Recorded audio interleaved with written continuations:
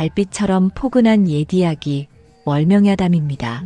오늘도 건강과 웃음이 늘 함께 하시길 바랍니다. 구독과 좋아요로 함께 해주시면 더 많은 이야기를 들려드릴 수 있습니다. 자, 이제 달빛 같은 이야기 속으로 함께 걸어가 보겠습니다.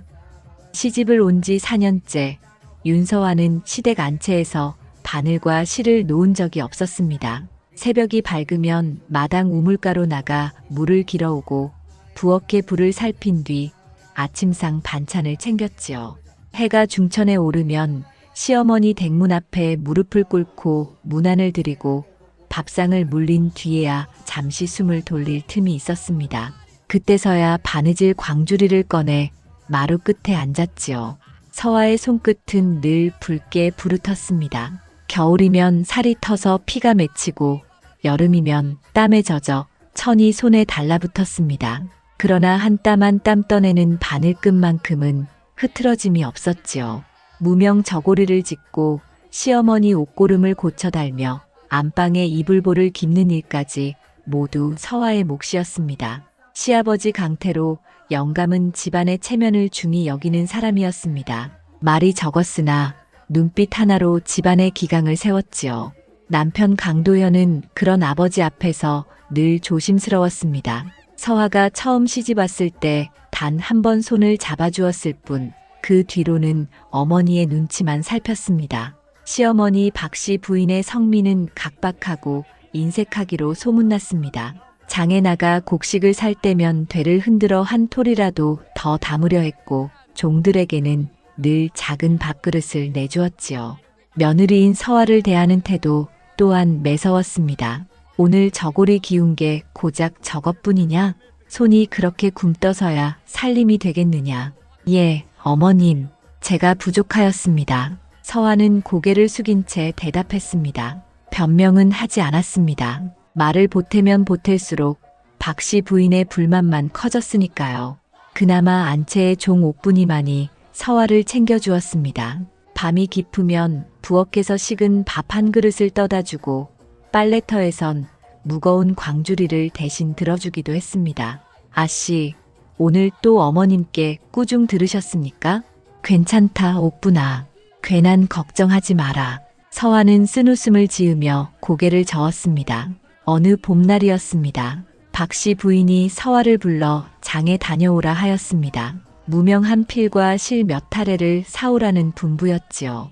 서화는 광주리를 들고 대문을 나섰습니다. 장터까지는 두 고갯길을 넘어야 했습니다. 장터는 사람들로 붐볐습니다. 보부상들이 목청껏 호객을 하고 아낙네들은 값을 깎느라 고함을 질렀지요. 서화는 박씨 부인이 일러준 포목상을 찾아 물건을 샀습니다. 값을 치르고 광주리에 무명을 담아 돌아서는데 누군가 치맛자락을 스쳤습니다. 조심하시게. 아, 실례하였습니다. 서화는 황급히 몸을 피했습니다. 광주리를 여미고 다시 걸음을 재촉했지요. 집에 돌아오니 해가 뉘엿뉘엿 기울고 있었습니다. 그날 저녁 안채는 술렁거렸습니다. 박씨 부인이 돈계를 열었는데 은자 몇 냥이 사라진 것이었습니다. 박씨 부인의 얼굴이 굳어지고 강태로 영감의 눈매가 번뜩였습니다. 오늘 누가 돈계를 열었느냐? 박씨 부인의 목소리가 안채를 울렸습니다. 종들이 마당에 꿇어 앉았고 서화도 그 틈에 함께 무릎을 꿇었습니다. 마님, 소인은 손도 대지 않았습니다. 옥분이 떨리는 목소리로 말했습니다. 다른 종들도 고개를 저었습니다. 박씨 부인의 눈이 서화에게로 향했습니다. 오늘 장에 다녀왔지? 그렇습니다, 어머님. 그 돈을 다 썼느냐? 예, 무명값과 실값을 치르고 남은 건 없습니다. 서화는 또박또박 대답했습니다. 그러나 박씨 부인의 눈빛은 더 싸늘해졌습니다. 정녕 내가 손대지 않았단 말이냐? 예, 결코 그러지 않았습니다. 서화는 고개를 들어 시어머니를 똑바로 바라보았습니다. 그 눈빛엔 한 점 흐림이 없었지요. 박씨 부인은 오히려 더 노기를 띄었습니다. 감히 똑바로 쳐다보느냐? 며느리 주제에 버릇이 없다. 그날 밤 서화는 차가운 마루에 무릎을 꿇은 채 새벽을 맞았습니다. 박씨 부인은 방을 뒤지라 했으나 아무것도 나오지 않았습니다. 그럼에도 의심은 거두어지지 않았지요. 며칠이 지나도 잃은 돈은 찾지 못했습니다. 안채의 공기는 무겁게 가라앉았고 박씨 부인의 시선은 날로 차가워졌습니다. 종들도 서화를 멀리하기 시작했습니다. 오직 옥분이만이 몰래 다가와 손을 잡아주었습니다. 아씨, 이러다 정말 큰일 나겠습니다. 괜찮다, 옥분아. 하늘이 알고 땅이 알지 않겠느냐. 서화는 담담히 웃었지만 그 웃음 끝에는 떨림이 있었습니다. 억울함이 목끝까지 차올랐으나 꾹 삼켰지요. 바늘을 들면 손이 떨렸고 밤이 오면 눈물이 베갯니들 적셨습니다. 봄은 깊어갔건만 서화의 마음엔 아직 찬 바람이 불고 있었습니다. 보름이 지나도록 사라진 은자는 나타나지 않았습니다. 박씨 부인의 의심은 확신으로 굳어졌고 강태로 영감은 마침내 더는 참지 못하겠다는 듯 서화를 불러들였습니다. 내가 정녕 손대지 않았다 하느냐. 강태로 영감의 목소리는 낮았으나 그 안엔 무게가 실려 있었습니다. 사랑채 마루 아래 꿇어앉은 서화는 고개를 숙인 채 조용히 대답했습니다. 그렇습니다, 아버님. 소부는 돈괴에 손을 대지 않았습니다. 그럼 어찌된 일이냐? 내가 장에 다녀온 바로 그날 돈이 사라졌다. 소부도 그 까닭을 알지 못합니다. 서화의 목소리는 떨렸으나 분명했습니다. 옆에 서 있던 강도현은 입술만 달싹였을 뿐 아무 말도 하지 못했지요. 아내를 믿고 싶었으나 어머니와 아버지 앞에서 나서기엔 두려움이 앞섰습니다. 박씨 부인이 앞으로 나서며 소리쳤습니다. 아직도 발뺌을 하느냐. 집안에 도둑이 들었다면 대문이 부서졌겠지. 그런 흔적이 없으니 누가 봐도 내 짓이지 않느냐. 어머님, 저는 결코 그러지 않았습니다. 입 다물어라. 이 집안 체면을 망쳐놓고도 뻔뻔하기 짝이 없구나. 박씨 부인은 손을 들어 서화의 뺨을 내리쳤습니다. 따끔한 통증이 번졌으나 서화는 고개를 돌리지 않았습니다. 눈물이 볼을 타고 흘러내렸지요. 강태로 영감이 무겁게 입을 열었습니다. 이 집에 더는 내 자리가 없구나. 짐을 꾸려 떠나거라. 아버지, 그제야 강도현이 목소리를 냈습니다. 그러나 강태로 영감의 눈빛이 그를 향하자 다시 말이 목으로 돌아갔지요. 박씨 부인이 차갑게 말을 이었습니다. 친정으로 가든 어디로 가든 상관없다. 내일 해 뜨기 전에 이 집을 나서라. 서화는 더 말이 없었습니다. 억울함이 치밀어 올랐지만 변명을 해봐야 소용없다는 것을 알고 있었지요. 고개를 조아리고 천천히 물러났습니다. 그날 밤 서화는 홀로 방에 앉아 보따리를 쌌습니다. 가져갈 것이라곤 혼수로 가져온 옷가지 몇 벌과 바느질 광주리 뿐이었습니다. 손이 떨려 매듭이 자꾸 어긋났지요. 문 밖에서 인기척이 들렸습니다. 옥분이가 살금살금 들어왔습니다. 아씨, 옥분이는 울음을 삼키며 품속에서 이불 한 채를 꺼냈습니다. 이거라도 가지고 가세요. 밤 공기가 찹니다. 몸을 녹이셔야지요. 옥분아, 내가 이러다 어머님께 들키면 어쩌려느냐. 괜찮습니다. 아씨가 억울하게 쫓겨나시는데 이것도 못 해드리면 제가 사람입니까? 옥분이는 서화의 손을 꼭 잡았습니다. 두 사람은 한참 동안 아무 말 없이 손을 맞잡고 있었지요. 방 안에는 둘의 숨소리만 조용히 섞였습니다. 새벽이 채 밝기 전 서화는 대문을 나섰습니다. 뒤돌아보니 4년을 살았던 집이 어둠 속에 잠겨 있었습니다. 정이 스민 기둥과 마루였건만 이제는 남의 집만큼이나 낯설게 느껴졌지요. 보따리를 등에 지고 걸었습니다. 어디로 가야 할지 몰랐지만 발길 닿는 대로 걸었습니다. 친정은 이미 없었습니다. 아버지는 서화가 15이던 해에 세상을 떠났고 어머니도 이듬해 병으로 눈을 감았지요. 의지할 때라곤 세상 어디에도 없었습니다. 길은 멀고 험했습니다. 고갯길을 넘을 때마다 숨이 차오르고 발바닥에는 물집이 잡혔습니다. 해가 중천에 이르러 냇가에 다다르자 서화는 맥이 풀려 그 자리에 주저앉았습니다. 찬물에 발을 담그니 부은 발이 조금은 나아지는 듯 했지요. 보따리를 풀어 마른 떡 한 조각을 꺼냈습니다. 며칠 전 옥분이가 몰래 챙겨준 것이었습니다. 입에 넣자 목이 메었지만 억지로 삼켰습니다. 살아야 했습니다. 살아야 누명도 벗고 언젠가 진실이 드러날 테지요. 해가 서쪽 산마루에 기울 무렵 서화는 장터 근처에 이르렀습니다. 며칠 전 무명을 사러 왔던 바로 그곳이었지요. 낯익은 풍경이 오히려 가슴을 아리게 했습니다. 장터를 지나 조금 더 걸으니 변두리에 빈초가 한 채가 보였습니다. 지붕은 군데군데 뚫리고 문짝은 떨어져 있었으나 비바람은 막을 만했습니다. 서화는 그곳으로 들어갔습니다. 안은 텅 비어 있었고 먼지가 수북이 쌓여 있었습니다. 구석마다 거미줄이 걸려 있었지요. 서화는 보따리를 내려놓고 그 자리에 주저앉았습니다. 온몸의 기운이 빠져나가 손끝조차 떨렸습니다. 이제 어찌 살아야 하나. 입술 사이로 새어나온 목소리는 바람보다 가늘었습니다. 억울함과 서러움이 한꺼번에 밀려들었지요.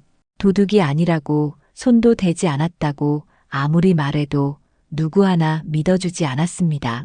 남편조차 눈을 피한 채 입을 닫고 있었지요. 밤이 깊었습니다. 초가 밖에서는 바람 소리가 스며들었습니다. 서화는 옥분이 준 이불을 펼쳐 몸을 감쌌습니다.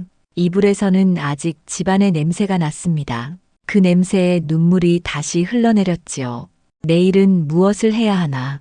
서화는 천장을 바라보며 중얼거렸습니다. 먹을 것도 기댈 곳도 없었습니다. 그러나 죽을 수는 없었지요.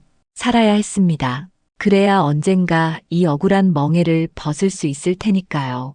지붕의 틈새로 달빛이 스며들었습니다. 서화는 그 희미한 빛을 바라보다가 천천히 눈을 감았습니다. 내일 해가 뜨면 다시 일어나야 했습니다. 그것만이 서화가 할 수 있는 일이었지요. 이튿날 아침 윤서화는 천천히 몸을 일으켰습니다. 온몸이 결리고 배는 고팠지만 주저앉아 있을 수는 없었지요. 초가 밖으로 나서니 아침 햇살이 눈부셨습니다. 하룻밤 사이 풀잎에는 이슬이 맺혀 있었고 바람엔 봄 냄새가 섞여 있었습니다. 서화는 냇가로 내려가 얼굴을 씻었습니다. 찬물이 손끝에 닿자 정신이 또렷해졌습니다.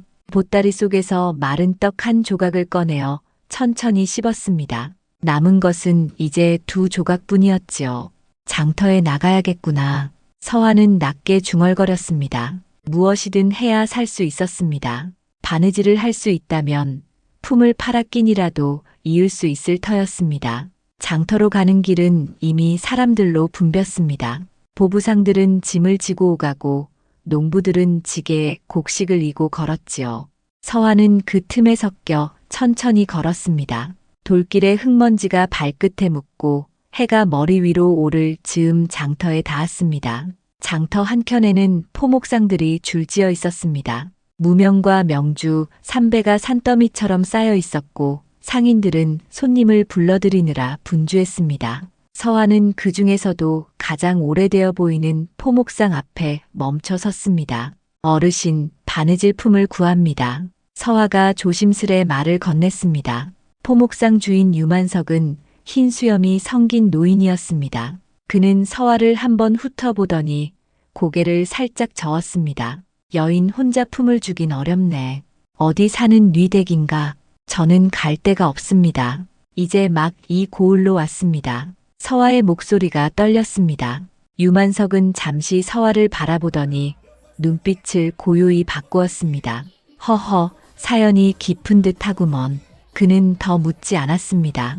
대신 서화의 손을 살피더니 굳은 살과 바늘 자국이 가득한 손등을 보았습니다. 손이 야무지구먼. 솜씨는 있어 보이네. 하나, 지금은 줄 품이 없네. 다음 장날에 다시 오게. 서화는 실망스러웠으나 고개를 숙여 인사했습니다. 돌아서려는 찰나 유만석이 부드럽게 불렀습니다. 이봐, 아낙. 서화가 멈춰섰습니다. 유만석은 품속에서 엽전 몇 잎을 꺼내 내밀었습니다. 이것 좀 받게. 어르신, 저는 국어를 하러 온 것이 아닙니다. 그런 줄 알고 있지. 허나 자네 얼굴을 보니 끼니를 잊지 못한 지가 며칠은 된 듯하네. 밖에나. 세상은 돌고 돌아 이런 인연이 다시 쓰일 날도 있을 테지. 서화는 머뭇거렸으나 끝내 두 손으로 엽전을 받았습니다. 그 순간 눈시울이 뜨거워졌지요. 사람이 넘어지는 건 부끄럽지 않네.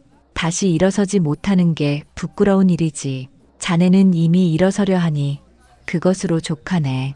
유만석은 그렇게 말하고는 천천히 걸음을 돌렸습니다. 서화는 그가 떠나는 뒷모습에 고개 숙여 절을 올렸습니다. 그 엽전으로 서화는 죽 한 그릇을 사 먹었습니다. 따뜻한 죽이 목을 타고 내려가자 며칠 만에 온몸에 기운이 돌았습니다. 살아있다는 게 실감났지요. 죽을 다 먹고 나니 정신이 맑아졌습니다. 서화는 다시 포목상들을 돌며 품을 구했습니다. 그러나 어디에서도 선뜻 일을 맡기려 하지 않았습니다. 여자 혼자 맡기엔 믿음이 어렵다는 말뿐이었지요. 해가 기울 무렵 서화는 지친 몸을 이끌고 초가로 돌아왔습니다. 빈손이었습니다. 문턱에 걸터 앉자 다리에 힘이 풀렸고 배에서는 소리가 났습니다. 이러다 굶어 죽는 건 아닐까? 서화는 하늘을 올려다보았습니다. 구름 한 점 없이 맑은 하늘이었지만 마음은 더욱 허전했지요. 그때 발자국 소리가 들렸습니다. 뒤를 돌아보니 장터에서 봤던 유만석이 서 있었습니다. 그는 등에 무언가를 지고 있었지요. 이런 데 있었구먼. 노인의 얼굴엔 잔잔한 웃음이 떠 있었습니다. 어르신? 유만석은 짐을 내려놓았습니다. 낡은 배틀이었습니다. 곳곳이 닳았으나 아직 쓸만했습니다. 버리려던 것이네. 자네가 쓸 수 있다면 가져가게. 그는 다시 품에서 실꾸러미를 꺼냈습니다. 이것도 남은 것이네. 무명을 짜든 천을 기우든 마음대로 쓰게. 어르신, 어찌 이런 은혜를. 사람은 말이야, 남의 손이 아니라 제 손으로 일어서야 하네. 내가 줄 수 있는 건 여기까지네. 나머지는 자네 몫일세. 그 말을 남기고 유만석은 천천히 발걸음을 옮겼습니다. 서화는 황급히 일어나 두 손을 모아 절을 올렸습니다. 은혜 잊지 않겠습니다. 노인은 손을 한번 흔들며 뒷모습을 남겼습니다. 그 뒷모습이 달빛에 비쳐 길게 늘어졌지요. 그날 밤 서화는 배틀 앞에 앉았습니다. 낡았으나 실을 감아 돌릴만 했습니다. 무명실과 삼배실이 섞여 있었고 손끝에 닿는 감촉이 낯설지 않았습니다. 이제부터가 시작이구나. 서화는 혼잣말을 했습니다. 촛불을 켜고 바늘을 들었지요. 시댁에서 4년을 바느질로 지냈으니 손이 서툴 리 없었습니다. 첫 번째 땀을 뜨자 마음이 조금 가라앉았습니다. 두 번째 땀을 뜨자 불안이 조금씩 사라졌습니다. 세 번째 땀을 뜰 때쯤 서화는 자신이 무엇을 해야 하는지 알았습니다. 내 손으로 살아가리라. 서화는 다짐했습니다. 누가 뭐라 하든 이제는 스스로 일어설 것이었지요. 바늘 하나 실 한 타래로 새 삶을 짜내야 했습니다. 촛불은 밤새 타올랐습니다. 서화의 손은 한 번도 멈추지 않았습니다. 새벽이 밝아올 무렵 작은 주머니 하나가 완성되었습니다. 그것이 서화의 첫 번째 물건이었지요. 서화는 주머니를 손바닥 위에 올려 바라보았습니다. 땀은 고르고 매듭은 단단했습니다. 팔아도 될 만큼 제법 반듯했습니다. 잘했다, 윤서화. 서화는 낮게 속삭였습니다. 입가에 미소가 번졌습니다. 오랜만에 짓는 웃음이었지요.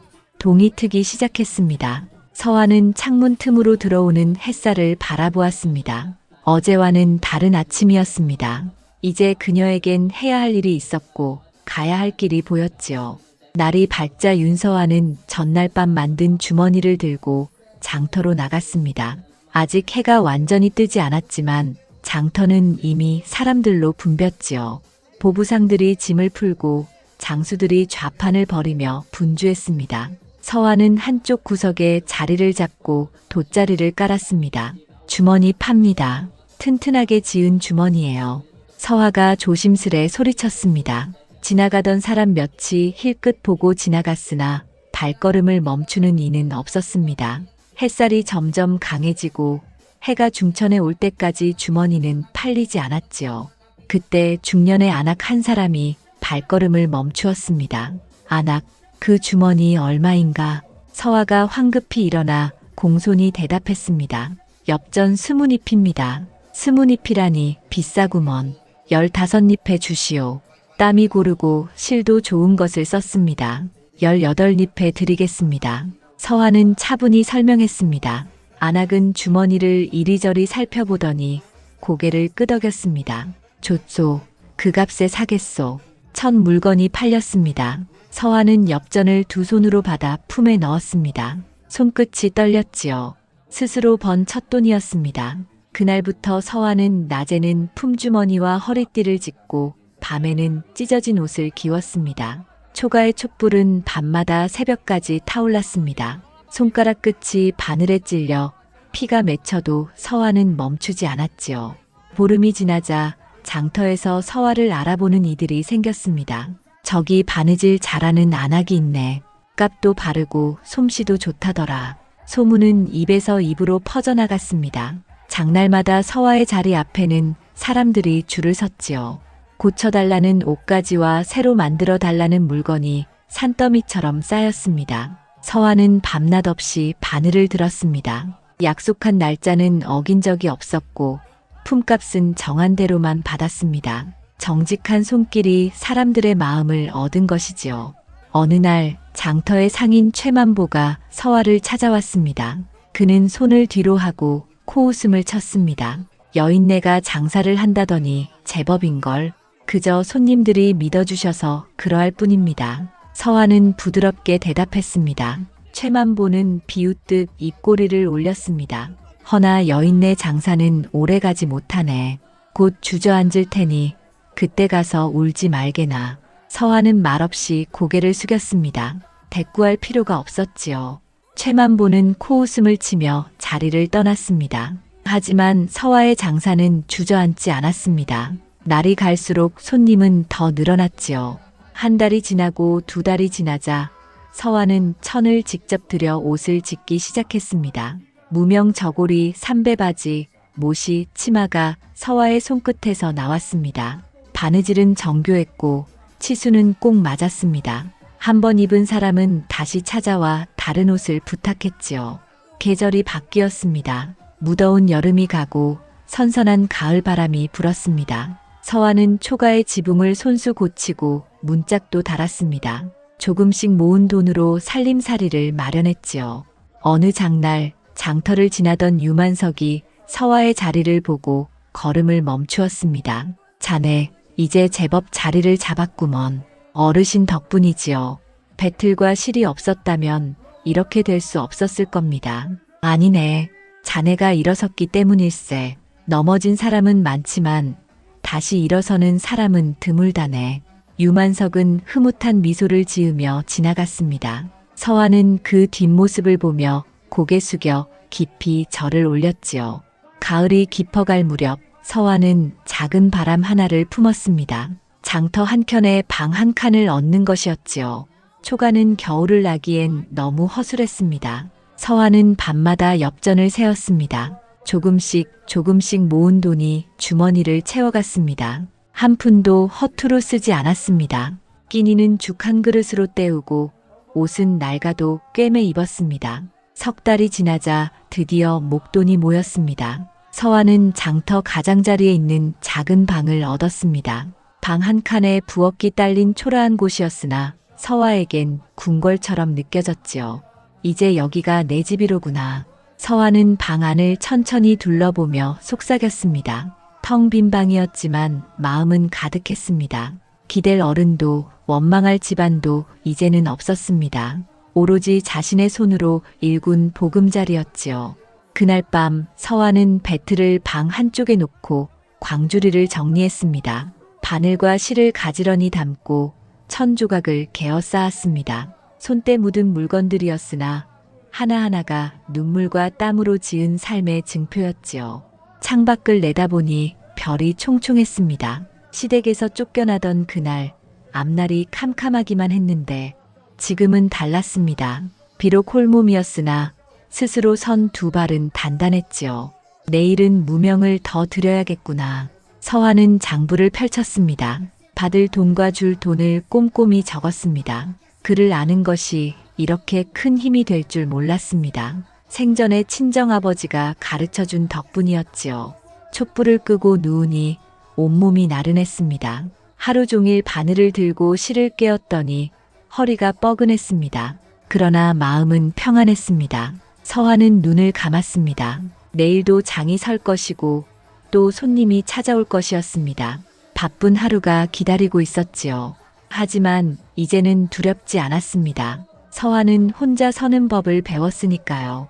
가을이 저물 무렵 윤서화는 포목방을 열었습니다.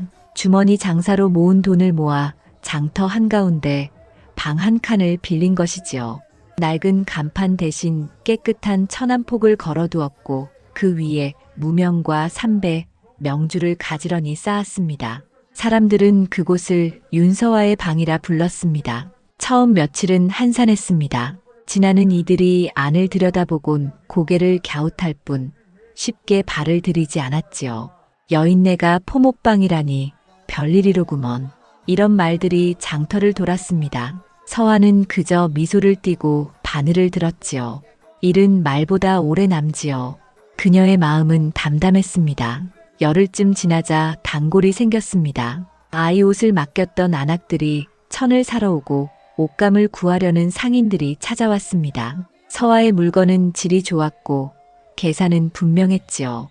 값을 흥정할 필요도 없었습니다. 한 푼도 바가지 씌우지 않는다는 걸 모두가 알았기 때문입니다. 그러자 다른 상인들의 눈빛이 달라졌습니다. 처음엔 비웃음이었지만 곧 경계로 바뀌었지요. 그 중에서도 포목상 최만보는 가장 신경질적인 얼굴이었습니다. 어느 날 그는 문 앞에 서서 비꼬듯 말했습니다. 여인네 손끝이 빠르다 하더니 장부도 쓴단 말인가? 예, 어르신. 물건이 오가면 기록을 남겨야 마음이 편하지요. 허허, 장부라. 남정네도 귀찮다며 손을 놓는 걸 여자가 한다고. 서화는 고개를 숙여 웃었습니다. 장사는 믿음으로 하는 것이지요.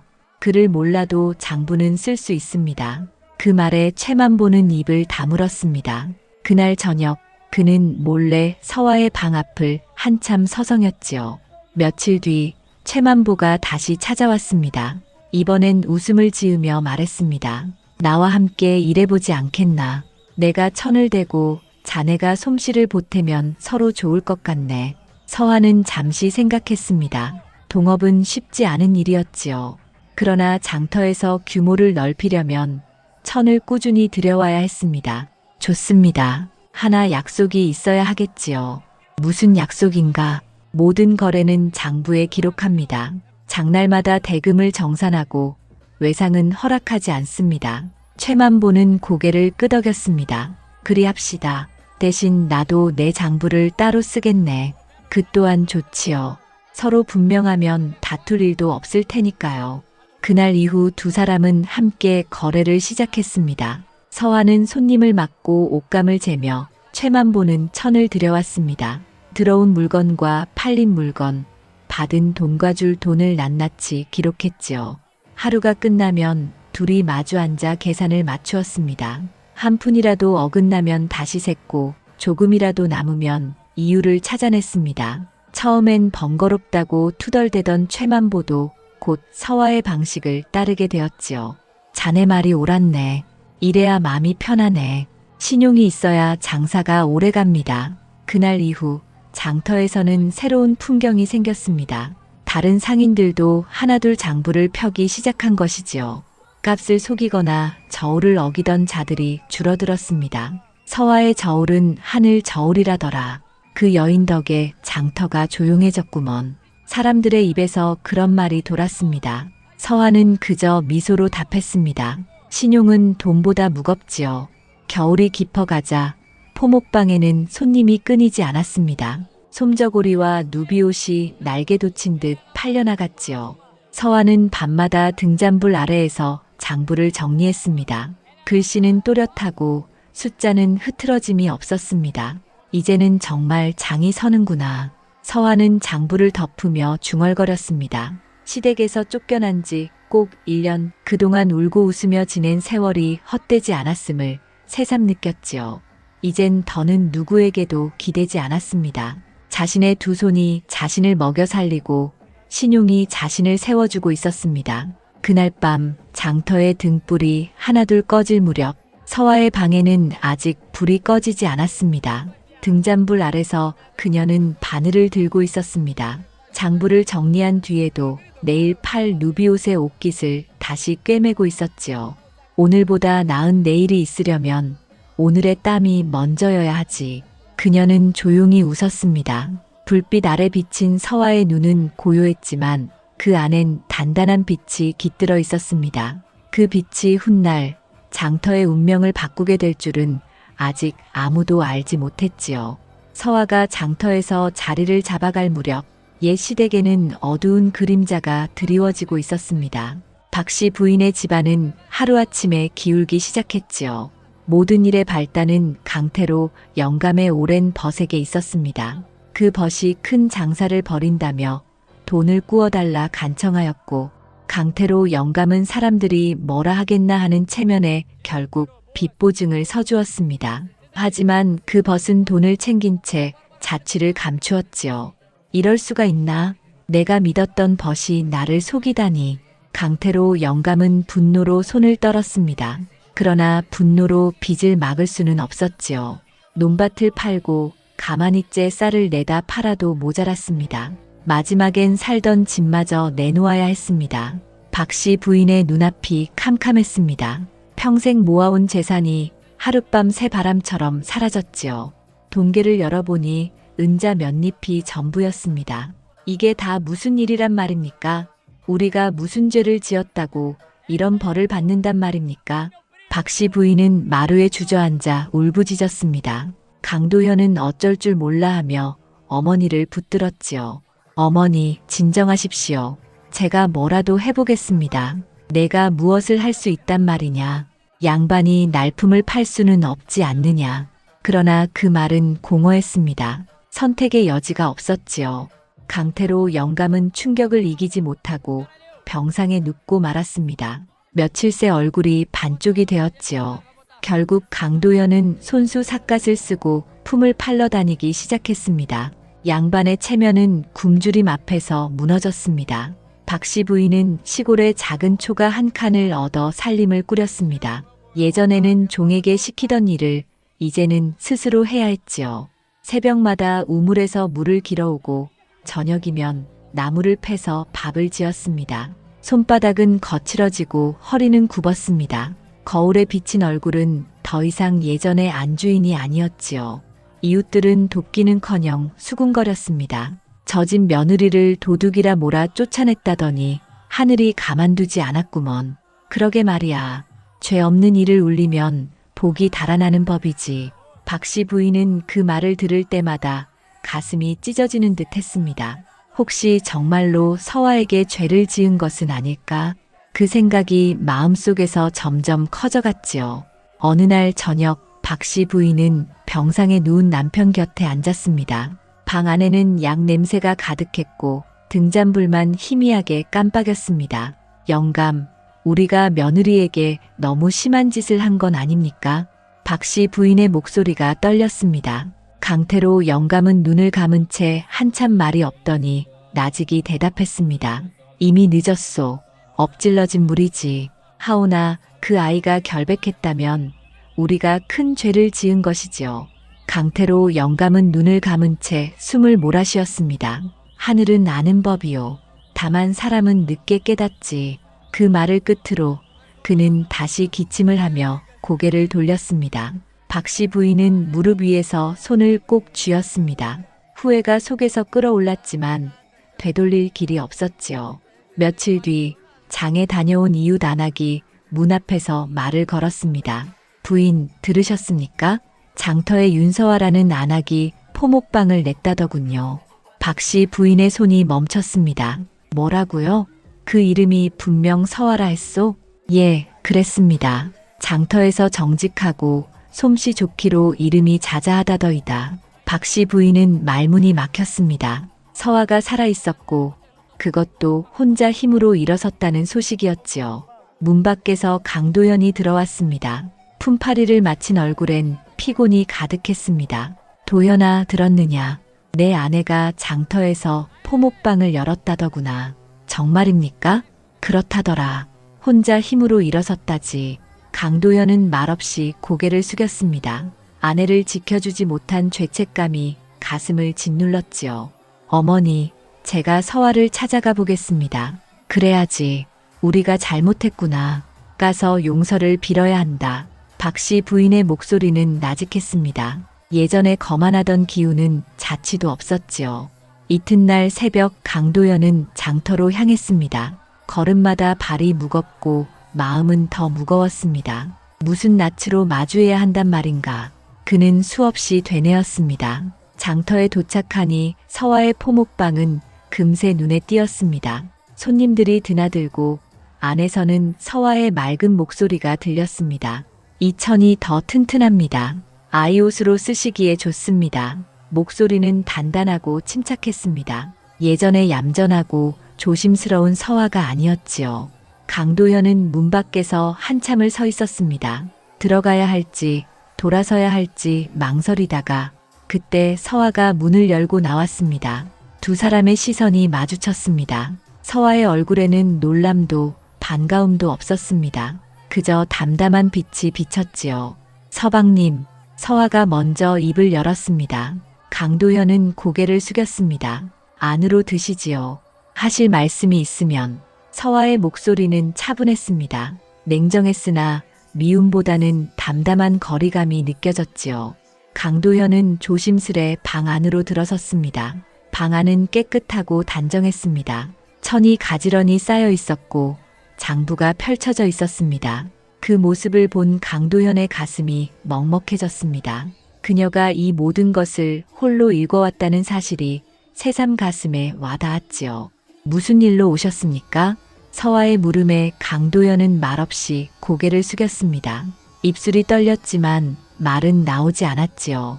그저 무겁게 숙인 머리끝에서 후회의 그림자가 길게 드리워졌습니다. 강도현은 한참 동안 말없이 서 있었습니다. 서화는 그를 바라보며 기다렸지요. 재촉하지도 돌려보내지도 않았습니다. 여보, 정말 미안하네. 강도현의 목소리가 떨렸습니다. 서화는 고개를 들어 그를 바라보았습니다. 눈빛은 차분하고 맑았지요. 무엇이 미안하신지요? 그때 내가 자네를 지켜주지 못했네. 어머님께서 자네를 도둑이라 몰았을 때 나는 한마디도 거들지 못했네. 그리하셨지요. 서화의 대답은 담담했습니다. 원망도 분노도 섞이지 않았지요. 그저 지난 일을 사실대로 인정하는 말이었습니다. 집안이 기울었네. 아버지께서 빚보증을 잘못 써는 바람에 모든 것을 잃고 말았네. 이제는 날품을 팔아 근근히 살고 있네. 서화는 조용히 듣고 있었습니다. 강도현은 고개를 깊이 숙인 채 말을 이었습니다. 어머니께서 많이 후회하고 계시네. 자네에게 큰 잘못을 했다며 용서를 빌고 싶다 하시네. 그러십니까? 서화는 잠시 침묵했습니다. 창밖으로 스미는 햇살을 바라보다가 다시 그를 보았습니다. 어머님께서 몸은 어떠하신지요? 많이 수척해지셨네. 병까지 얻으셨지. 서화는 자리에서 일어났습니다. 안쪽 방으로 들어가더니 이불 한 채와 약 봉지를 들고 나왔습니다. 이것을 가져가시지요. 날이 찹니다. 어머님께 드리십시오. 강도현의 눈가가 붉어졌습니다. 서화, 그리고 이것은 죽을 술쌀입니다. 환자께는 죽이 좋지요. 서화는 쌀 한 말을 꺼내어 내밀었습니다. 강도현은 그 손을 붙들지 못했습니다. 이럴 수는 없네. 우리가 자네에게 무슨 짓을 했는데. 받으십시오. 어머님께서 편찮으시다는데 그냥 보낼 수는 없지요. 서화의 목소리에는 따뜻한 온기가 배어 있었습니다. 강도현은 끝내 거절하지 못하고 고개를 숙였습니다. 이불과 약쌀을 받아들며 말없이 눈시울을 훔쳤지요. 고맙네, 서화. 정말 고맙네. 쉬고 가시지요. 저 건너 주막에 따뜻한 국밥이 있을 겁니다. 끼니는 드셨습니까? 강도현은 고개를 저었습니다. 서화는 품에서 엽전 몇 잎을 꺼내 그의 손에 쥐어주었습니다. 드시고 가십시오. 서화, 이것까지는 괜찮습니다. 어머님께 가시지요. 더는 말을 잇지 않았습니다. 강도현은 깊이 허리를 굽혀 절을 하고 물러났지요.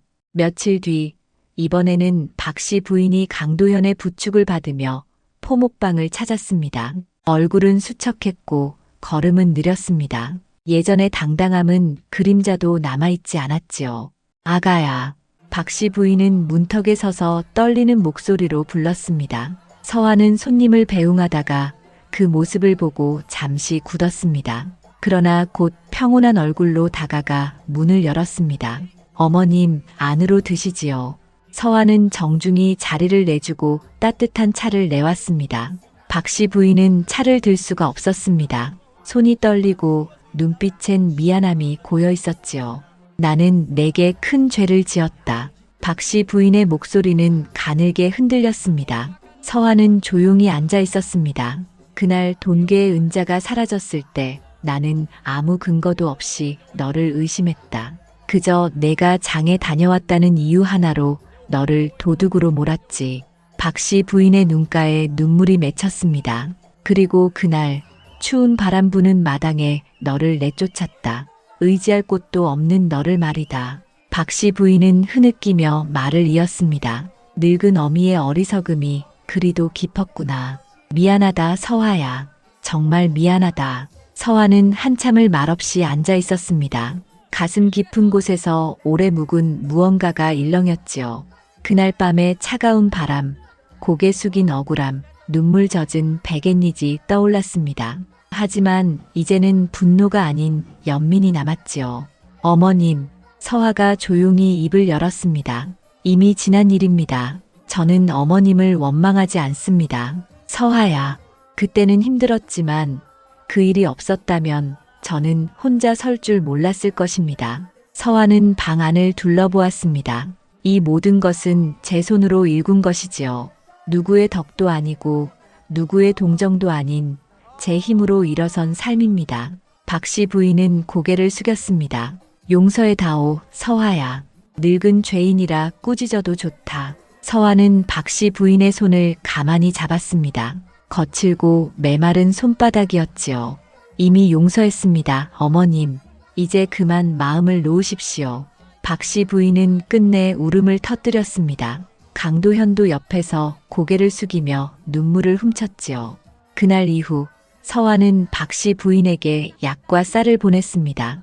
강도현에게는 장터에서 할 수 있는 일을 찾아주었지요. 처음엔 짐을 나르는 품팔이였지만 성실하게 일하자 상인들이 차츰 일을 더 맡겼습니다. 보름이 지나고 한 달이 지나자 강도현은 포목 배달을 맡게 되었습니다. 서화가 최만보에게 부탁한 덕분이었지요. 서화, 고맙네. 당연한 일입니다. 부디 성심껏 하십시오. 강도현은 이를 악물고 일했습니다.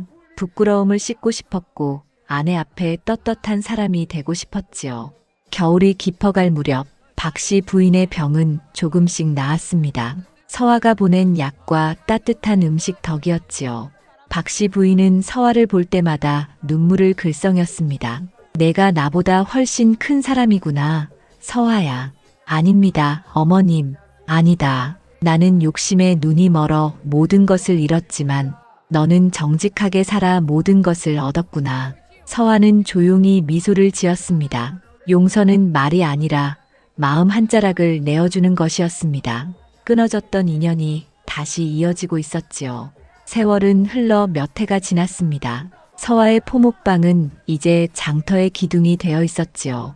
사람들은 물건을 살 때 서화의 저울을 기준으로 삼았고 값을 흥정할 때도 서화의 말을 믿었습니다.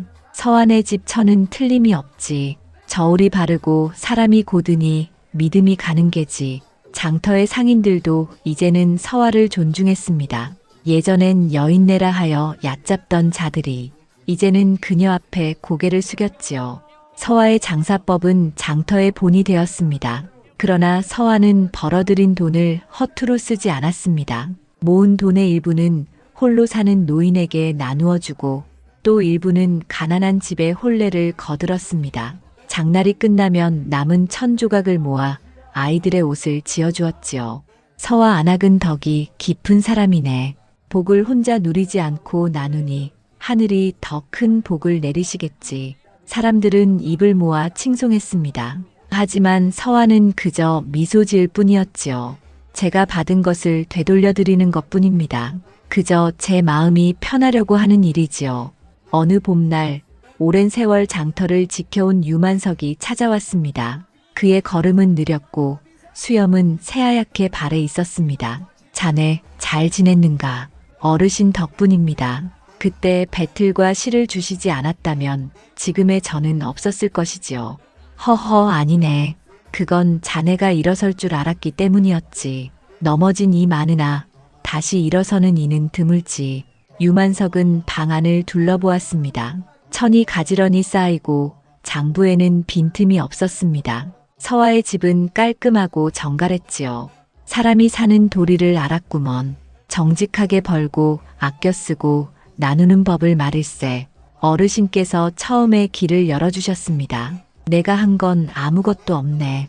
자네가 스스로 깨달은 것이지. 유만석은 잠시 고개를 끄덕이더니 자리에서 일어났습니다. 이제는 그만 물러나려네. 남은 세월은 산골에서 조용히 보내려 하네.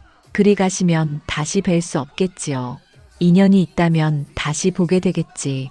허나 자네 이름은 이 장터에서 오래 남을 걸세. 그 말이 마지막이었습니다. 그 뒤로 유만석은 다시 장터에 나타나지 않았습니다. 사람들은 수군거렸지요. 그 노인은 하늘이 보낸 스승이었을 게야. 정직한 일을 도와주고 호련히 사라졌으니 보통 인물이 아니지. 서화는 그 말을 들으며 고개를 숙였습니다.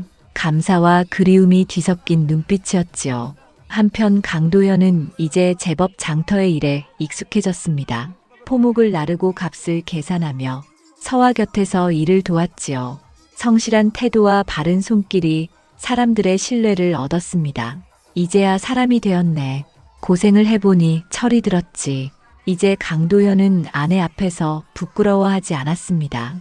그녀를 존중했고 그녀에게서 배웠지요.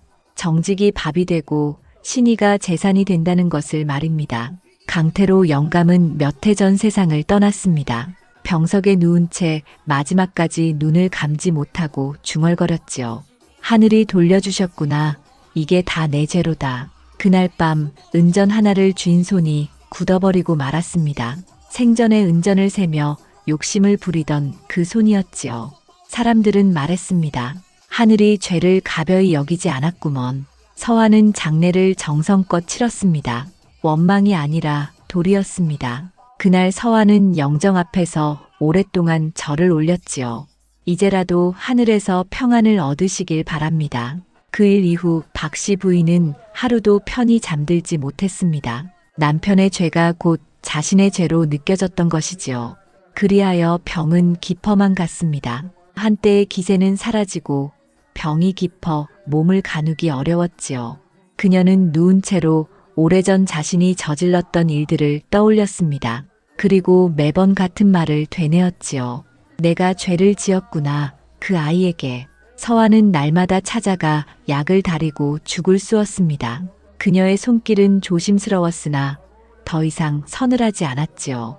서화야, 나는 너에게 큰 빚을 졌다. 박씨 부인은 떨리는 손으로 서화의 손을 붙잡았습니다. 그 빚을 갚지 못하고 떠나는 게 한스럽구나. 어머님, 그런 말씀 마시지요. 아니다. 나는 죄를 많이 지었다. 욕심으로 눈이 멀어 사람의 마음을 잃었구나. 그 대가로 모든 걸 잃었지. 서화는 말없이 그 손을 감쌌습니다. 그 손은 한때 권세를 쥐던 손이었으나 이제는 피 한 방울 돌지 않을 만큼 차가웠지요. 이제 마음을 놓으시지요.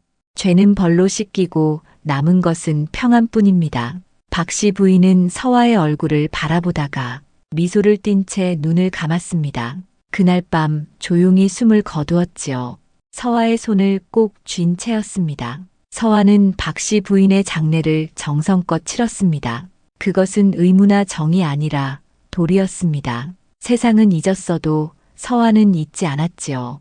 억울하게 쫓겨났던 그날에도 그녀는 사람의 길을 버리지 않았던 것입니다. 세월은 또 흘렀습니다. 서화의 포목방은 이제 장터의 상징이 되었습니다. 그녀의 이름을 모르는 이는 없었지요.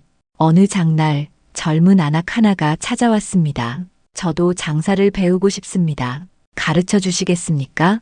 서화는 그 아낙의 손을 보았습니다. 굳은 살이 박인 손이었지요. 자신의 옛날과 닮아 있었습니다. 장사는 쉽지 않소. 정직해야 하고 남의 눈보다 자기 양심을 더 두려워해야 하오. 배우겠습니다. 그럼 내일부터 오시오.